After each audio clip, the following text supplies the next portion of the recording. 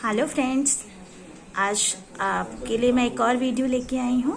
आज जैसे कि आप सबको पता है आज राधा अष्टमी है, तो मैं आपको बताऊंगी कि राधा अष्टमी की पूजा कैसे करते हैं, उसकी पूजा करने की विधि क्या है। जो इस व्रत को करता है या फिर इनकी राधा अष्टमी की पूजा को करता है वो धन धान्य से उसको कभी कोई कमी नहीं होती। ठीक है, तो हिंदू पंचांग के अनुसार राधा अष्टमी का पर्व हर साल भाद्रपद शुक्ल पक्ष की अष्टमी तिथि को मनाया जाता है और मान्यता है कि इस दिन राधा रानी का जन्म हुआ था। इस साल ये पर्व 14 सितंबर दिन मंगलवार को पड़ रहा है। धार्मिक मान्यताओं अनुसार राधा रानी की पूजा के बिना श्री कृष्ण की पूजा अधूरी मानी जाती है। शास्त्रों के अनुसार राधा अष्टमी का व्रत रखने से मनुष्य को उसके सभी पापों से मुक्ति मिल जाती है और जीवन में खुशियों का आगमन होता है। जानिए कैसे रखा जाता है राधा अष्टमी व्रत, क्या है इसकी पूजा विधि और शुभ मुहूर्त और महत्व। राधा अष्टमी पूजा विधि। व्रत रखने वाले को सुबह सूर्योदय से पहले उठ स्नान करके कर लेना चाहिए।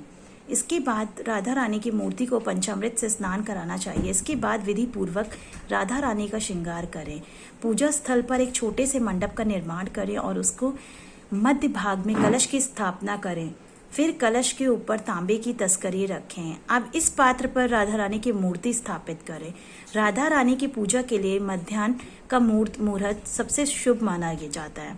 इस दिन राधा रानी के साथ ही कृष्ण जी की भी पूजा करनी चाहिए। राधा अष्टमी व्रत के लाभ। इस दिन सुहागिन स्त्रियां व्रत रखकर राधा रानी की पूजा करती हैं। मान्यता है इस व्रत से सभी प्रकार के दुखों का नाश हो जाता है और महिलाओं को अखंड सौभाग्य की प्राप्ति होती है। इस व्रत को करने से भगवान कृष्ण की भी विशेष कृपा प्राप्त होती है, साथ ही धन संबंधी दिक्कतें भी दूर हो जाती हैं। राधा रानी के जन्म की कथा। पौराणिक कथा के अनुसार एक दिन वृक्ष भानु जी को तालाब में कमल के फूल पर एक नन्ही कन्या लेटी हुई मिली।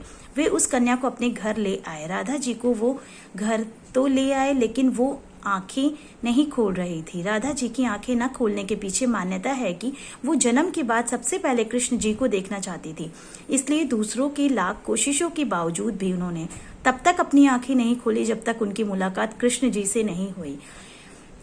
पक्ष पुराण के अनुसार एक बार वृक्ष भानु जी यज्ञ के लिए भूमि साफ कर रहे थे। उसी दौरान धरती को कोख से उन्हें राधा रानी प्राप्त हुई। कहते हैं कि राधा जी जिस दिन वृक्ष भानु जी को मिली थी उस दिन अष्टमी तिथि थी, इसलिए इस दिन को राधा अष्टमी के रूप में मनाया जाता है।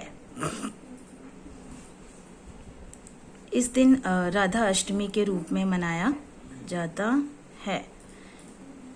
Thank you.